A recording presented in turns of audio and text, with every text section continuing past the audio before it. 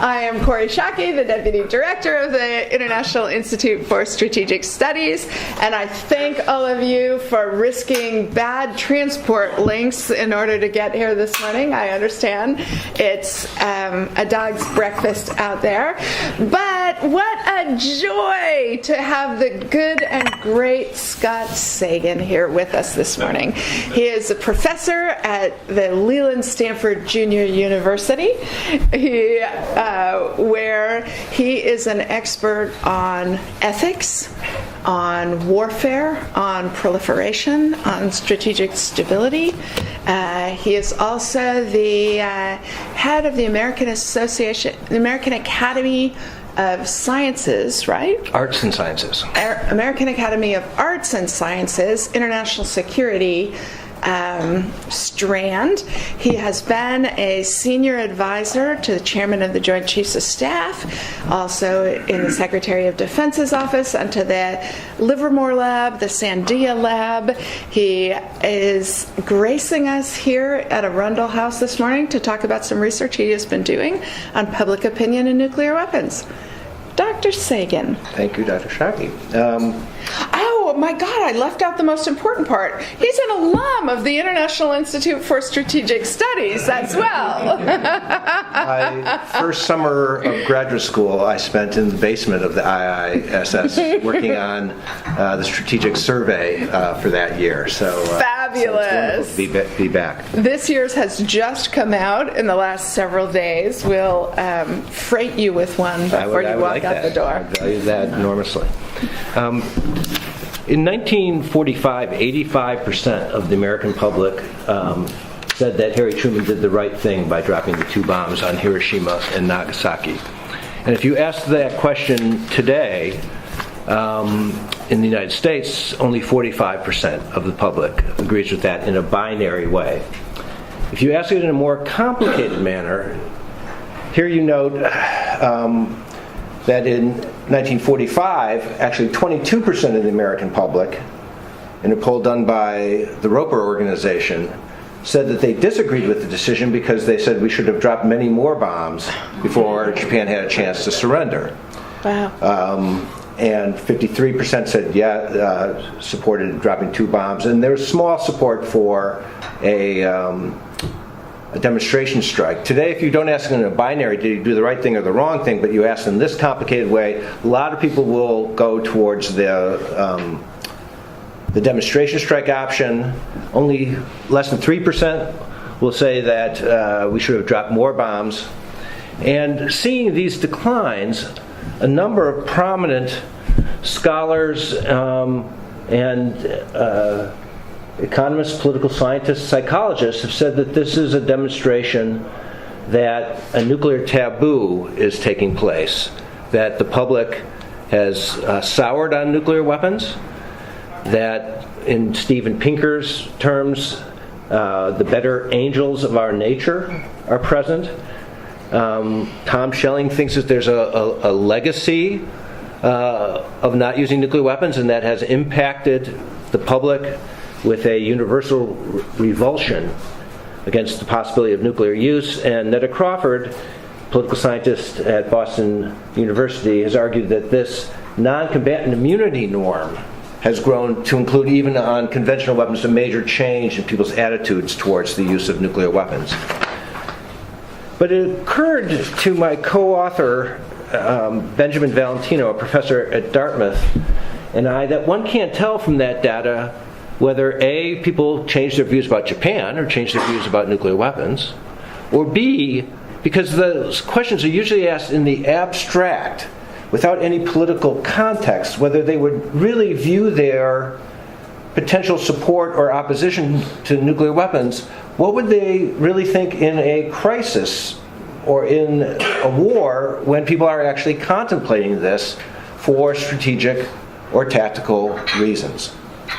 And so we used a modern technique called the survey experiment to try to understand how the American public, and then I'll give some data at the end, of the British public would think in a real political situation. In this case, not Pearl Harbor, but a crisis with Iran. And so we hired one of the best firms that does modern survey research. A survey experiment is a survey. It takes a representative sample of a public, asks a set of questions, and then asks a separate group, equally representative of the public, the same story, puts them in the same situations, but changes one thing. So you can, like in an experiment, see how that one change alters public opinion about, in this case, using nuclear weapons. And so we had people read a story that I'll show you in a moment, in which Iran, I'll just go it and then go back. Iran is accused by the United States of having a covert nuclear weapons facility. In response to that, the United States put sanctions back on. This was done. The experiment was done in 2015. And in response to those sanctions, the Iranian Air Force launches a surprise attack on the USS Theodore Roosevelt, a carrier in international waters, sinking the ship and killing 2,403 people. For the historians in the room, you might recall that 2,403 people died at Pearl Harbor. So we're trying to replicate to the degree possible the 1945 strategic situation. The Congress unanimously votes to declare war. The President calls for unconditional surrender and orders a ground invasion. It bogs down, and the President is given two options from the Chairman of the Joint Chiefs of Staff. Either we march on Tehran, and we will win, but it is estimated that 20,000 more American military deaths will occur. And that number was chosen because if we chose the real numbers that were given in 1945, it would be the entire U.S. Army and be utterly unrealistic given the size of the Army in 45. It's a proportionate to the mid-level of the estimates from 1945. Or we could drop a single nuclear weapon on the second largest city in Iran, and it would kill 100,000 people, and then the Joint Chiefs do not recommend a specific course of action. And we asked the public, which of these would you prefer? And if the President chose the nuclear option, would you support it? And so, going back, I can show you what the experiment is. So we have one group that's told that 20,000 American troops will be dead and 100,000 will be killed in the shock attack, a single nuclear weapon. Then we said, well, that would be the rough number of the people killed in Hiroshima in the initial attack before radiation sickness took others' lives. Let's increase the number and see what the threshold would be, because if you increase the number, we've assumed, you'll find out incorrectly, that the public would be reduced in their willingness to use nuclear weapons. So we increased it up to 2 million, thinking that surely at 2 million, the public would say, no, we should continue on with the conventional war campaign. And then to test not the nuclear taboo per se, but the non-combatant immunity, we have one other group, a representative sample, that's given the same story, except 100,000 Iranians are killed in a conventional bombing of Mashhad. So here's the basic taboo, 100,000. Here's the same story, and then we highlight to make sure that people understand what the estimates are. 2 million in this particular case, with the pool quote. And then we have another one where there's a major air attack, a shock strategy, 100,000 would be killed in the airstrike, not a nuclear strike. Okay, so do you understand the experimental setup, right? So we were very surprised by the initial findings. So on the left-hand side, you have the basic nuclear strike option, where we're asking people, first off, which would you prefer? And the majority, 55%, preferred the nuclear strike to continuing the conventional war, given the American military fatalities. A better measure of did Harry Truman do the right thing or not is approval. That is, do you think the President, if the President did it, would you approve that it did it? And here it went up to 59%. So that's the first finding and surprising finding. The majority preferred and an even higher number approved. At 2 million, I find this quite shocking. The percent approving it goes down slightly, down to 48%. The percentage approving it, saying they would approve the president killing 2 million people to save 20,000. That's a 1 to 100 ratio. Does not drop. And a strong majority, 59%, approved dropping a bomb to kill 2 million people.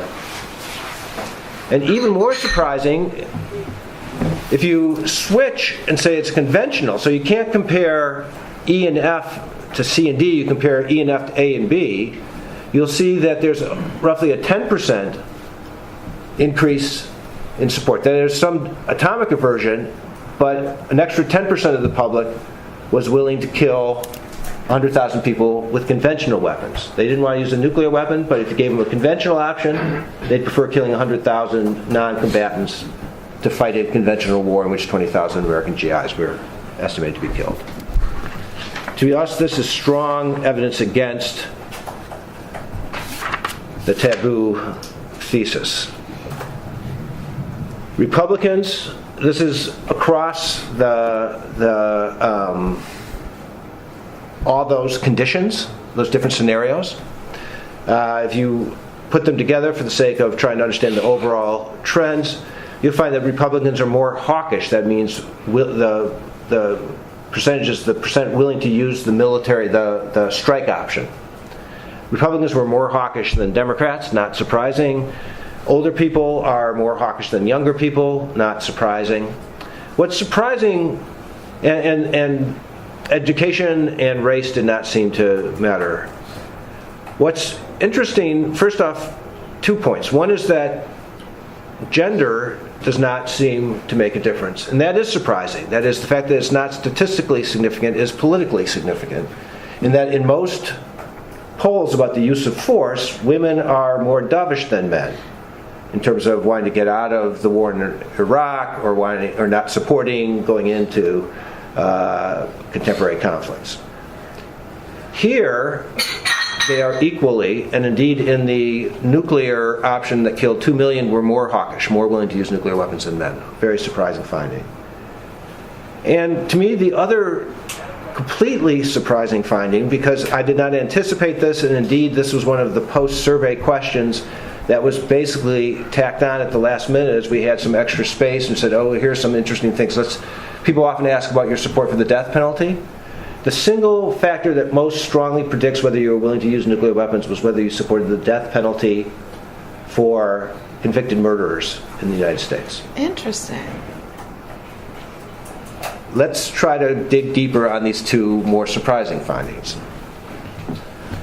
Gender effects. So here it shows that women are statistically the same in the 2 million, they are higher than men, and slightly lower. That is, they stay the same all the way throughout.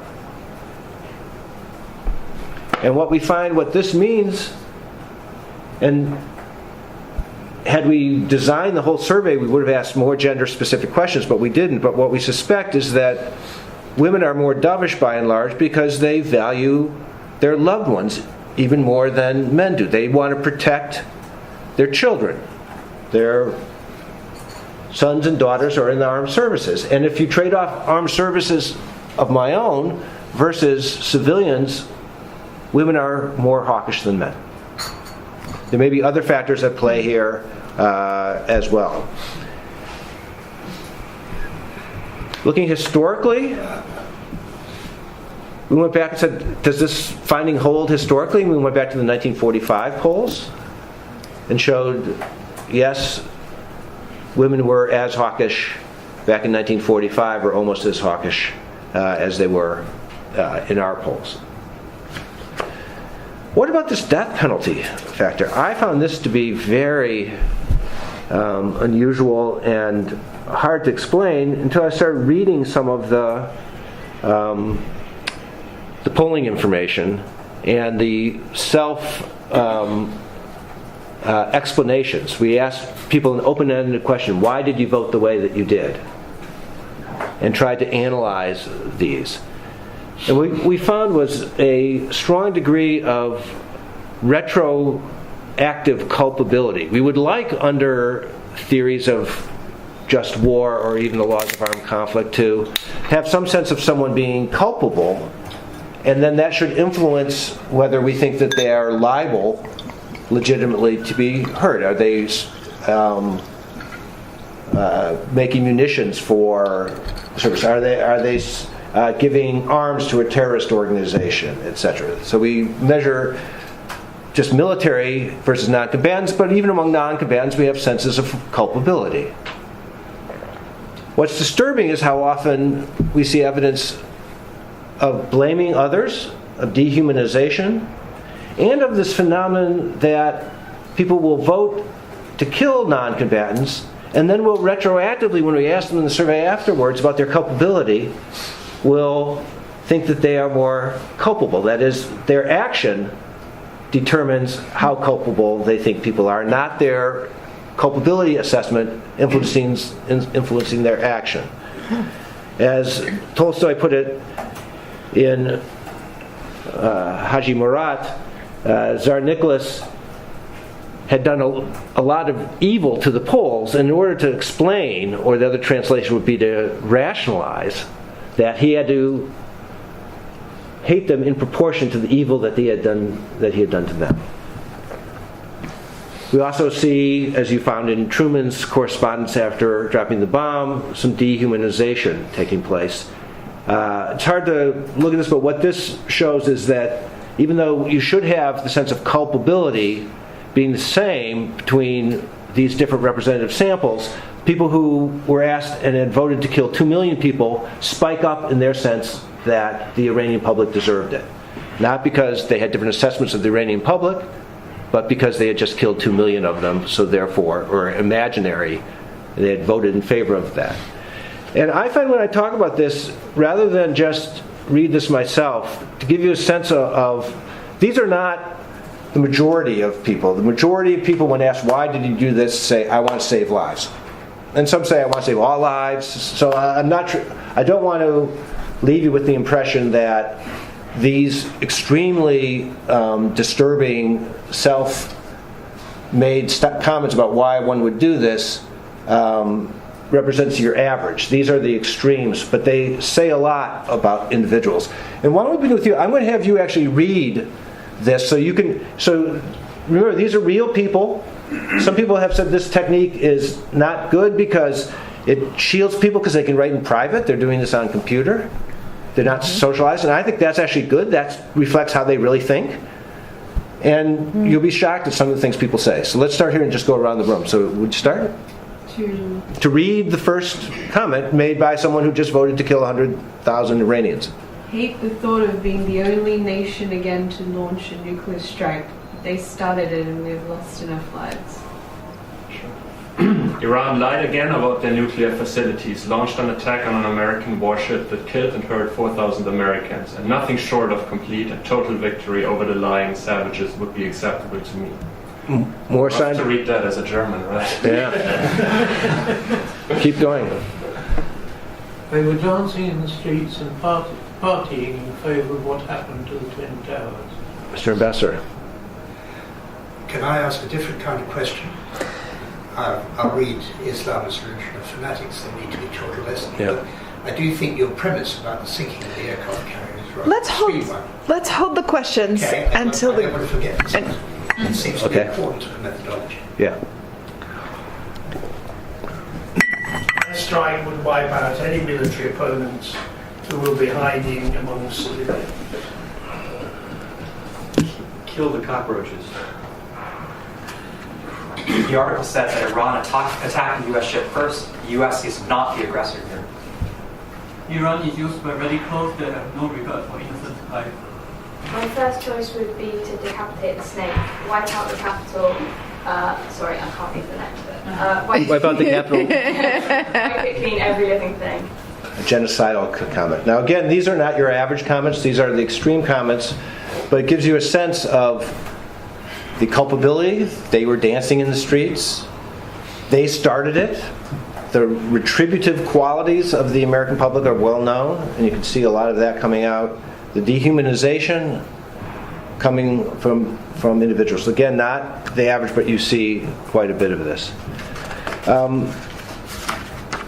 I also wanted to see, and this will take a minute to say something about what did happen in 1945 and what we understand about it now as compared to what the public understood in 1945, is that Henry Stimson had requested at Potsdam two things from Harry Truman. He told him that the bomb worked, the Alamogordo test had been a success.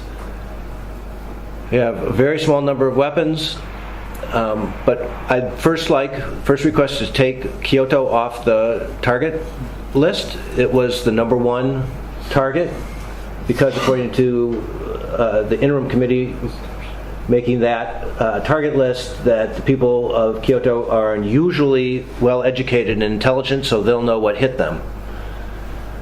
A very bizarre view in my, or justification in my view. And the second request was that you should change unconditional surrender because Stimson thought the Japanese are holding on in part because they love the emperor so much, and if you gave the emperor a position as a spiritual leader without any political power, I think you might be able to shift.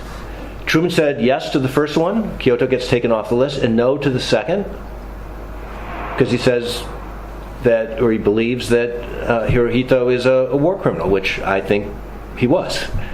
But after the dropping of both bombs and the Russian intervention, Truman becomes convinced that maybe Stimson was right about that, doesn't want to publicly declare an end to unconditional surrender terms, but does privately ask Secretary Burns to write a letter striking a compromise that the authority of the emperor will be subject to the supreme commander, and the ultimate form of the government will be established by the freely expressed will of the Japanese people, which the emperor and Truman considered to be a signal that the emperor's not going to be put on war crimes trials.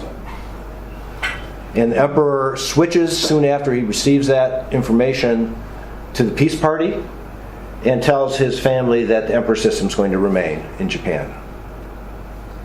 What if the public was presented with that option? Trying to get out of this horrid dilemma of having to pick 20,000 GIs to die versus 100,000 or 2 million. So we created a separate experiment with a new group and had them read the same story, except instead of just two options, they were also told that there's a diplomatic option which might bring war to an end. The U.S. would maintain its demand for unconditional surrender, but privately inform the leadership in Tehran that if Iran surrenders immediately, the Ayatollah would be immune from war crimes prosecution and would remain in a spiritual leader position without any political power in a new democratic elected Iranian government. Well, here you have some good news and bad news. A and B on the left-hand side are what we started with, remember? And this is the percentage that said they preferred the airstrike versus the percentage that preferred the ground strike, right? In the first experiment.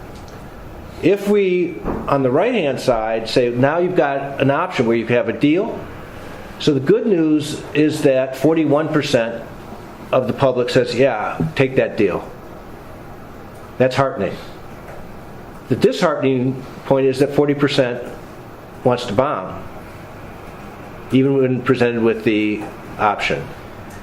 And so what you find here is that the majority of people who switch, not all, but the majority of people who, the demographics that would have led to a decision to go ahead with the ground campaign, even at the risk of 20,000 US GIs, decided, no, we'll take the deal. And the majority of people who wanted to bomb still wanted to bomb even when presented with a diplomatic alternative.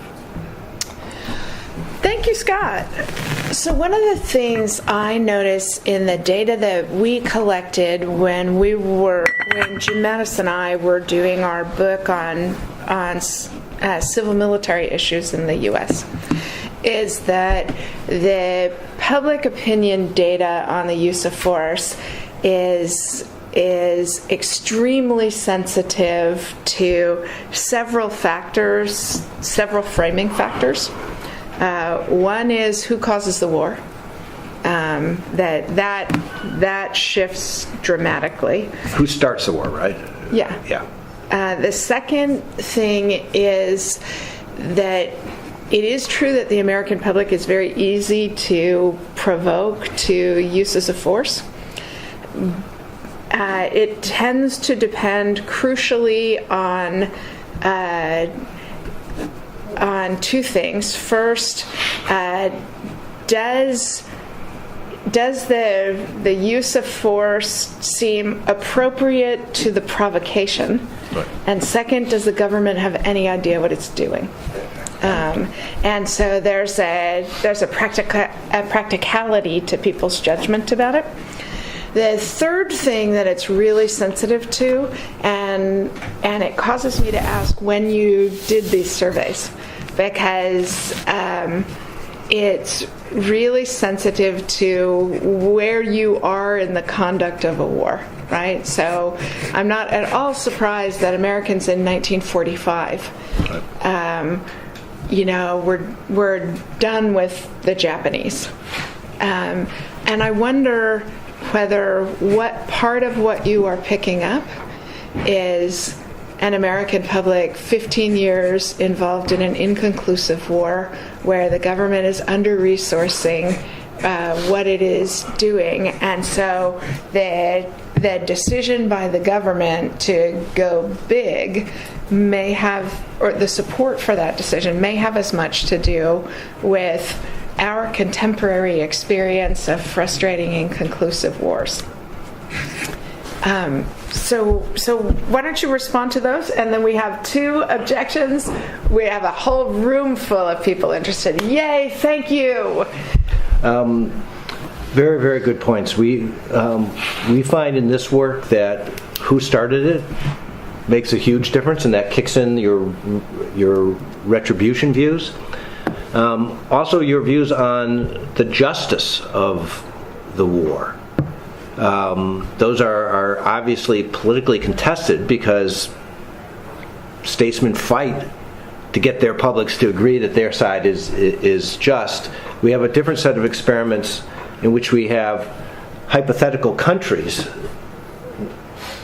One is taking a war of aggression, seizing land, and then we reinforce and we prime them on the aggression side. The same. Then we have the different one where the country is attacked. We keep the names reversed so that the country name that country then retaliates. And what we find there is that people do hold the country that is aggressing to different standards than the country that is on a defensive action. Mm-hmm. That's not surprising. What's surprising is that they actually forgive the soldiers on the defensive side, even if they commit war crimes against them. We would know that was true about our side, our country, because our country must be justified. But to do it even in the abstract, we're showing that the views about the justice of the war, not just who started, but who started in what condition, makes a big difference. On the questions of whether it's because of Iraq or Syria, we did this in 2015. So relations were pretty good with Iran at the time. If you look at the polls, we can show that we have a thermometer poll about views about Iran, and people who are willing to use force are lower on that thermometer poll. But Iran was not to where it was today. That is today because of the hostility. I think the American public would have a lower view. And I think these polls capture a snapshot in terms of where they are, but they also capture some trends because of what people are explaining, why they're voting or why they are responding the way they do. So I think both those factors influence things in terms of overall numbers, but when people are talking about why they think the way they do, I think that's more long-standing. Interesting. Sir, would you please introduce yourself? Yeah, my name's Roderick Braithwaite. I'm a member here. I was in the British Foreign Service. I was chairman of our Joint Intelligence Committee for this stuff. And I can remember bombing Hiroshima. I think it's very interesting what you've done, but I don't think the conclusions are surprising because there's plenty of prior evidence. There was an American opinion poll in, I think, 1944, which I looked up, which shows a surprisingly large number, over 30%, number of figures, of Americans who were polled said killed a lot of them. That's in 1944, but the antagonism started, of course, with Pearl Harbor and Bataan and all that stuff. Look at the debates on Dresden, which are still going on here. Look at the debate on Trident, which we had, where Jeremy Corbyn was accused of being a traitor because he opposed the renewal of Trident. I think I made a point about gentleman, I think, was making a similar point about the premise. The premises that you've been using seem to be forced. You have to explain why the Iranians would want a nuke or would want to destroy an American aircraft carrier. Really? Why? It needs more background, I think, before it becomes a plausible thing that you can draw conclusions about. The question of who starts the war, of course, is important in the further justification, but all countries and all wars believe God's on their side, God's big boots. So I'm not sure about that. On the just war doctrine, I personally find the just war doctrine entirely implausible. But if you think of the question of proportionality, in the middle of a war, we believe in the just war doctrine. Halfway through the war, we say, good God, we're killing 2 million civilians, we're going to stop this war. That is not what happens in practice. It's not what happened in the Second World War. We kill more and more and more and more civilians.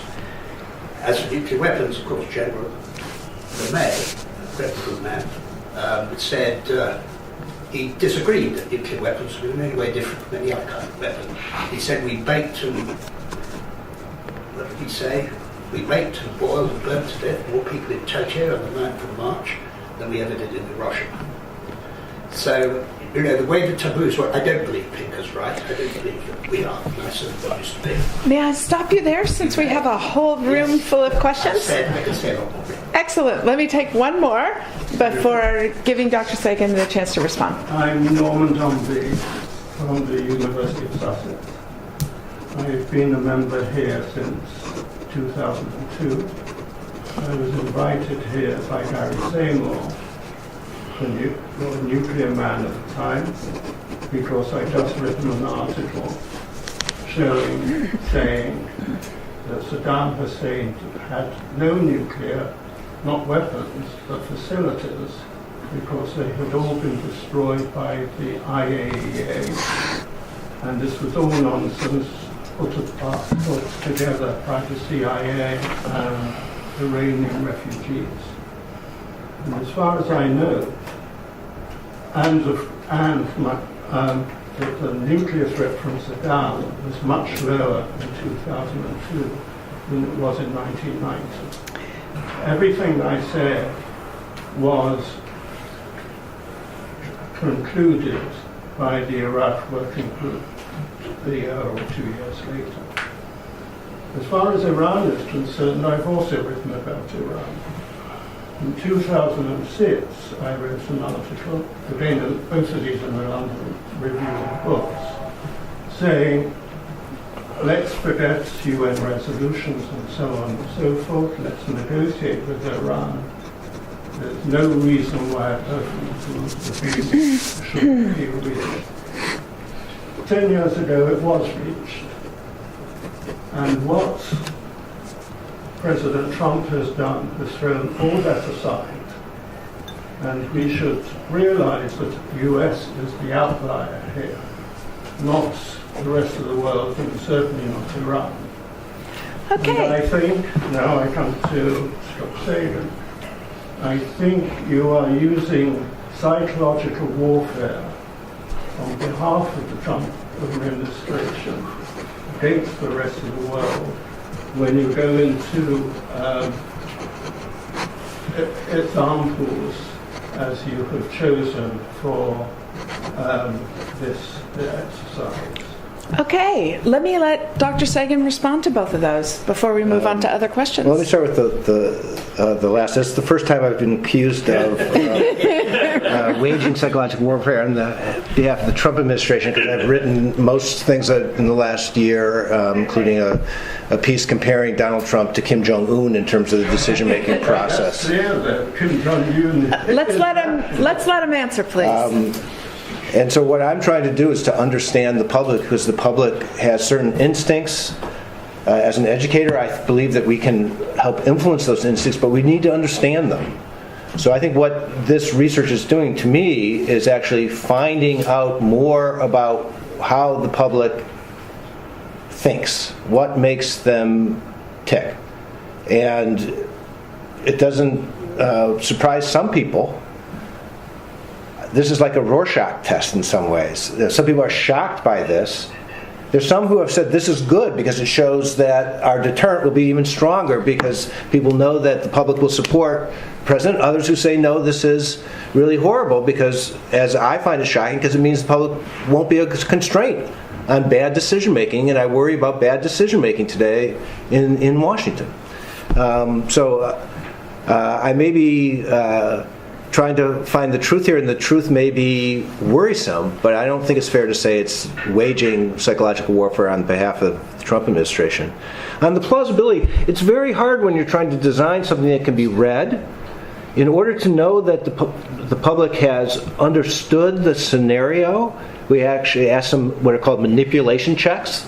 That is, how many people are being killed, and if you get it wrong, that is, you've rushed through it, then you have to answer the question again, and if you get it wrong the second time, you're tossed out. So this shows that people do understand this. Now, they may question the assumptions. I personally don't think Iran would attack a U.S. ship, but we're trying to duplicate. And I would note, as the author of some work on Pearl Harbor, that the public didn't think Japan was going to attack Pearl Harbor in 1941 as well. And that's why we created a scenario in which a set of economic sanctions caused the other side to strike and launch out. Mm-hmm. So I found the thing I found most implausible about the structure of the scenario is that if you were going to attack the second largest Iranian city, it would have to be Los Angeles.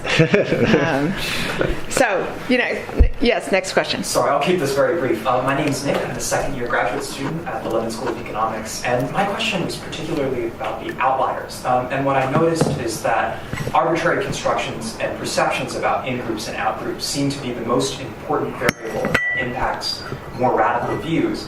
And in both of the examples from your survey, Libya and Iran are non-Western countries. And so what I wonder is whether or not your data here might presage another poll with different examples in which the countries were, let's just say, Western countries that did have some kind of perception of link, either because they had similar regime types, similar religious beliefs, similar ethnic, racial, or cultural or linguistic compositions. And really quick to end this, the one thing that might be a problem is that when the nuclear weapons were originally developed by Roosevelt, I believe they were intended to be used against Germany, not Japan. Mm-hmm. But in every situation that we currently envision nuclear weapons, particularly, say, North Korea, it's always against sort of the West versus the East. And so what role do you think that kind of variable might play in your survey polling? Excellent question. Next, in the far back. My name is Josh Forster. I've worked for various Labour politicians in the field of defence policy. And I recall distinctly coming to this institute back in the late 80s and early 90s to listen to debates exactly on this about public opinion and the use of nuclear weapons and so on and so forth. And so the data that you've collected may be shocking, but I don't find it surprising. I'm really looking forward to the publication of this data. I would encourage you to proceed at pace, because it's, as you point out, it's a very live debate for the Labour Party at the moment. But the thing about just war theory is probably everybody in this room is well ensconced in just war theory, but that's not necessarily what the voting public are ensconced in. Correct. If you look at Labour voters, especially those Labour voters that you come across in the north of England, they don't necessarily share those views. And if you look at the debate, I think, coming back to what Roderick Braithwaite was talking about, was the debate about Dresden. I mean, to this day, you will come across people who will say Dresden was entirely justified because my uncle and aunt were killed by the Luftwaffe. And whether we like that or not, that is a reality. So that whilst I'm very pleased that Professor Pinkerton has come out with his work, whether that's actually based upon reliable data is another aspect. So I think, but I also would encourage you to continue this work and apply it to the current day on conventional targeting, because I think there's a very big debate to be had about public opinion, for instance, how coalition air forces operated over Mosul and Raqqa. I think there's a really interesting area of work which I very much hope you and your colleagues could. Okay, Scott. My question actually follows on very neatly from that. So, if I may, but it goes particularly on the non-combatant community issue. I was personally surprised by what Professor Sagan said about that. But I wonder if here there is a bit of a sort of lack of public opinion patience.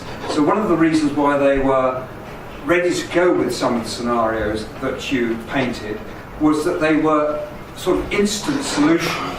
And I wondered whether you thought that there would be similar support for a strategic bombing campaign as we saw in the Second World War. I'm Philip Nelson, by the way, former British Foreign Service officer. And the first question, Nick, I think it was certainly be the case that to the degree that you are trying to make a scenario look realistic, you want to pick it against people that you might actually have a war with, rather than pick it in the abstract. Canada.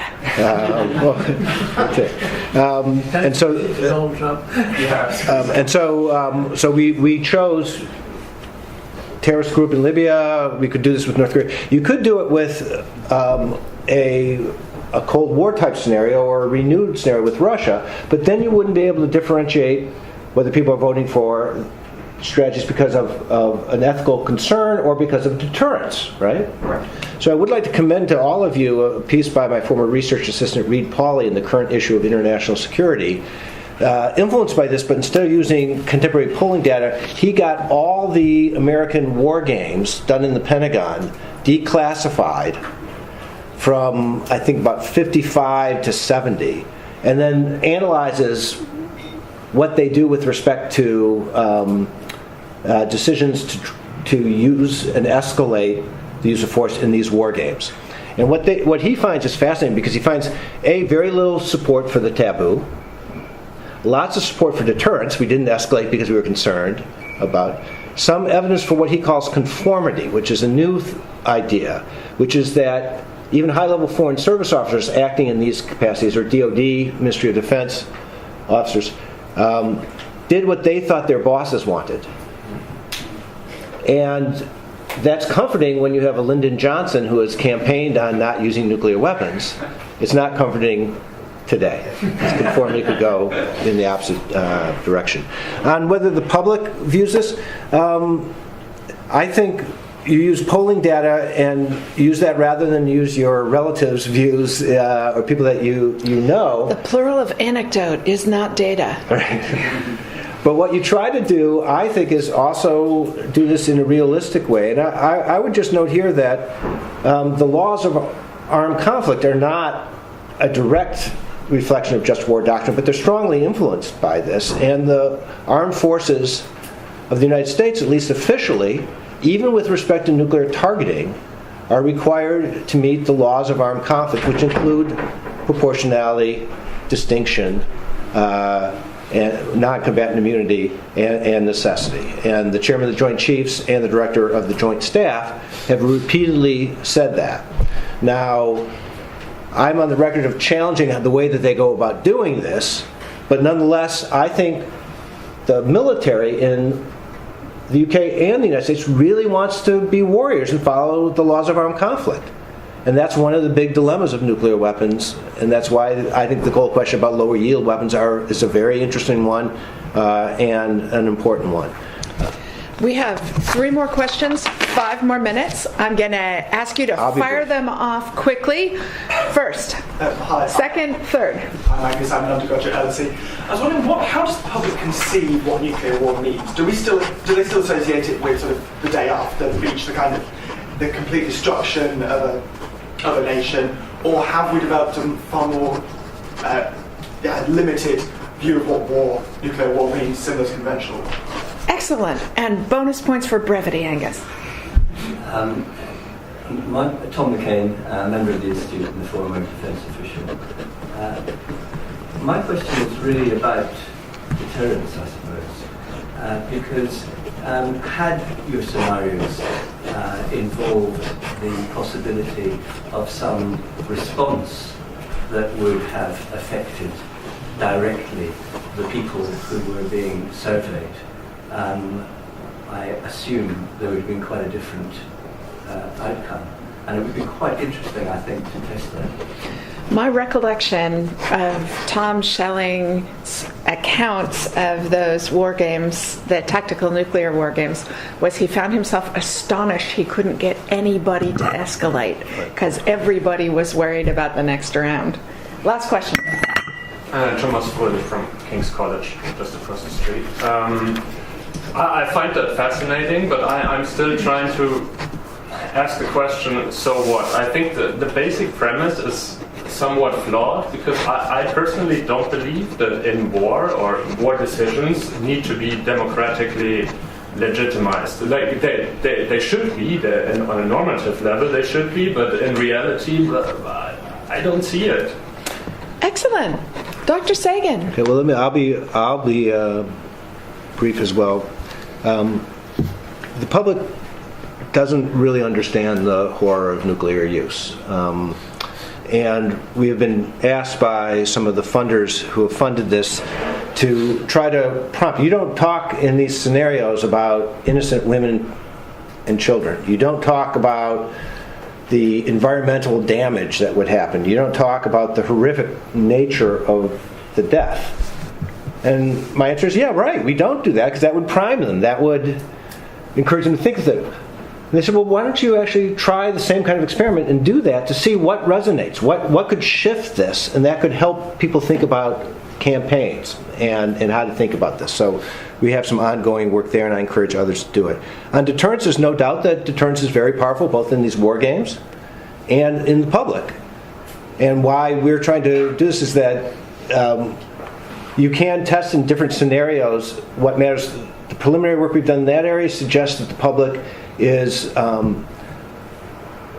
attuned to large-scale retaliation, less to smaller-scale retaliation. They're willing to play some odds on smaller-scale retaliation. And on the so what? Again, this is a Rorschach test. I don't believe that the public directly, we don't have votes about going to war. We don't have votes about using nuclear weapons. But politicians think about what would the public, if I go forward and do this, what would they think? How would they respond? And so it has an indirect effect. And what we're trying to do is understand both what that indirect effect might be, what kind of pressure would be put on, and also how to potentially alter those kinds of pressures and influence them. So I view this as a social scientific experiment and exercise. And I frankly am disappointed with the public that I'm finding here. It is, I like the phrase that someone earlier used here, it is shocking but not surprising. My friends, I want to thank all of you for gracing Arundel House as we think our way through these important, difficult issues. And won't you join me in thanking the alumnus of the International Institute for Strategic Studies, the good and great Scott Sagan.